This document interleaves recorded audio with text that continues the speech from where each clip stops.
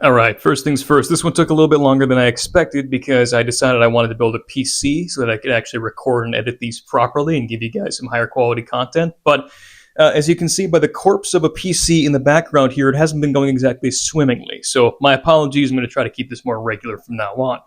Now, today's video is going to be on the Gospel of Judas, and longtime channel viewers will know that this isn't the first non-canonical gospel that we've actually got a video on. The video on the Gospel of Peter came out earlier this year, and we concluded that the Gospel of Peter actually isn't Gnostic, and it probably wasn't even heretical either. But the Gospel of Judas is a different can of worms. Not only is this a non-canonical gospel, it's, to my knowledge, the only non-canonical gospel that can actually be labeled as a Gnostic gospel. The reason I bring that up is because the Gospels of early Christianity are often divided between the canonical New Testament Gospels of Matthew, Mark, Luke, and John, and the non-canonical Gnostic Gospels of Peter, Thomas, Mary, and Judas. And sometimes they throw Philip in there, even though the Gospel of Philip really doesn't belong in that category. And this is a little bit misleading because of those four Gnostic Gospels, only one of them is technically properly Gnostic, and that's the Gospel of Judas. As we discussed previously, the Gospel of Peter is technically heterodox, if even that. It might be a completely orthodox alternative gospel to Matthew, Mark, Luke, and John. The Gospel of Thomas is considered to be mystic, but it isn't considered Gnostic by most scholars, at least not anymore. And the Gospel of Mary does contain some quasi-Gnostic elements, but like the Gospel of Thomas, it probably belongs in the category of mystic Gospels rather than Gnostic Gospels. But Judas is actually a proper Gnostic Gospel, and so it's kind of exciting to actually be talking about it here today. So what is the Gospel of Judas? The Gospel of Judas claims to contain the last conversations between Judas, the person who betrayed Jesus, and Jesus himself on the time leading up to Jesus' betrayal.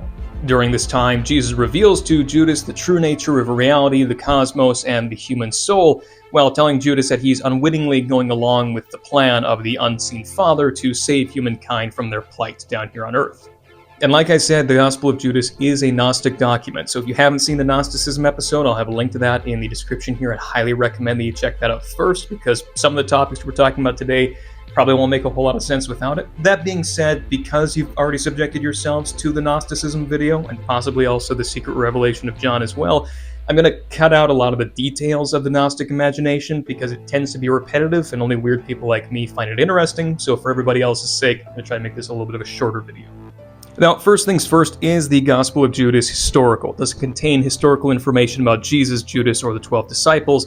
And the scholarly consensus on that matter is no. And this isn't just because anything outside of the canonical Gospels, Matthew, Mark, Luke, and John, automatically gets thrown up. There's a lot of good critical scholars who think that the Gospel of Peter or the Gospel of Thomas might actually contain information about early Christianity and possibly about Jesus himself. But not every ancient document that claims to be about Jesus can enjoy that same pedigree. Instead, the Gospel of Judas was composed by an anonymous Christian Gnostic sometime in the 2nd century AD.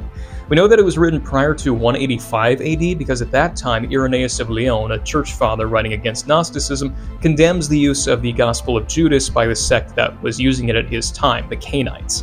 That being said, it doesn't seem that the Cainites are the likely authors of this document. It seems likely that they adopted the use of the Gospel of Judas from whoever did write it. So if we're giving it that much time, we might place the Gospel of Judas in the first half of the 2nd century to give it time to fall into the hands of the Cainites, and then giving them enough time to attract the attention of Irenaeus in 180. So call it circa 125 to 150 AD for the composition of the Gospel of Judas. And for anybody keeping score, that would be almost 100 years, if not over 100 years, after Judas Iscariot passed away. Now, as I said, the Gospel of Judas claims to contain the last conversations that Judas and Jesus had prior to Judas betraying Jesus to the Roman authorities. And so when the Gospel was first dug up and first translated and examined, a lot of people were of the opinion that Judas is portrayed as the hero of the story, rather than being portrayed as the traitor that nobody really saw it coming in the Gospels of the New Testament. Judas here is portrayed as somebody who actually understands Jesus, the one of the 12 disciples who understands his mission, and his betrayal of Jesus is actually helping Jesus to return to God who sent him here in the first place. And the Gospel of Judas can be interpreted that way. When I first read it, that's the opinion that I took.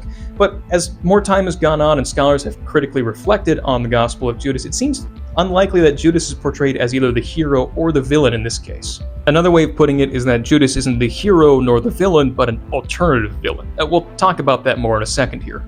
Remember, the Gospel of Judas was written sometime in the early 2nd century AD. This is a time when early Christians already had an identity formulated, and Gnostic Christians were already trying to find their own identity within the broader context of Christianity. Remember, Gnosticism predates Christianity, and a lot of Gnostics were taking on Christian characteristics, and a lot of Christians were adopting a lot of Gnostic characteristics. So this Gnostic document written at this early of a time was probably belonged to a Christian Gnostic who was trying to wrestle with church authority and tradition, and the Gnostic philosophy on the other hand. And one of the reasons why I say that is because of the portrayal of the 12 disciples in the Gospel of Judas itself. In the Gospel of Judas, in the conversations that Judas and Jesus have, the 12 disciples, or the 11 disciples, not counting Judas, are portrayed as being ignorant and people who don't understand what Jesus is really all about. This seems to be a hidden attack at the Church of Christianity at large in the early 2nd century AD. So essentially, the author of this Gnostic tract is identifying the Christians of his own time, his contemporaries in the Christian church, with the foolish disciples in the 1st century who didn't understand what Jesus was really about. So the author of the Gospel of Judas is portraying Gnostics versus Christians. Whereas Christians misunderstand Jesus like the 12 disciples did, the Gnostic understands Jesus properly. So that much is pretty clear from the narrative itself. And like I said, when the document was first discovered, a lot of scholars believed that it was supposed to be the 11 disciples on the one hand representing the Christian church, and the one disciple, Judas, the traitor, who is on the other hand, who's the good guy who represents Gnostics in the 2nd century, like the author of this document. But according to Einar Thomason, there was already disagreement within the Academy at the time when the Gospel of Judas was published around 2006. You see, although it's clear in the document that the 11 disciples are portrayed as foolish and as analogs for foolish Christians who misunderstand Jesus' true identity in the 2nd century, the figure of Judas is likewise portrayed as a fool who doesn't really understand who Jesus is. Jesus portrays himself to Judas as he properly is. He reveals the whole plan of creation to Judas, but he also at several points says that Judas will never actually enter into the true reality of the pleroma. It seems that Judas is just as much of a problem as the 11 disciples are. The 11 disciples misunderstand Jesus, but even though Judas does understand Jesus, he's nevertheless held back and unable to move forward. So the author of the Gospel of Judas probably isn't trying to get you to sympathize with Judas here. Judas is, as I said before, just another bad guy. The only true good guy here is the reader of the Gospel of Judas, the person who picks it up, reads it, and comes to understand who Jesus actually is, in the mind of the author anyways. Now let's get on to the actual Gospel of Judas itself here. So the Gospel of Judas, as I said, is structured into a series of conversations had between Jesus and Judas on the eve of Jesus' betrayal. Now, like I said before, I'm not going to run through the entire content of the Gospel of Judas because it leads to a lot of repetitive discussion of aeons and archons and pleromas and so on and so forth. And while I'm a big fan of that, I'm guessing most people aren't, so I'm just going to hold off on that for the time being, but let me give you the gist of it. So in the first conversation, Jesus reveals to Judas that he's actually the offspring of the pleroma. And again, if you're not familiar with these Gnostic concepts, go back and watch the Gnosticism episode, come back here, you can save the timestamp. But Jesus is from the pleroma, the place of divine fullness and holiness, and he's come into the world in order to save the souls of human beings which are trapped in the cosmos. Jesus' disciples, on the other hand, are under the control of the evil ruler of this reality, Yaldabaoth, the demiurge who is responsible for organizing our cosmos, so the orchestrator of the earth, the stars, and the heavens above.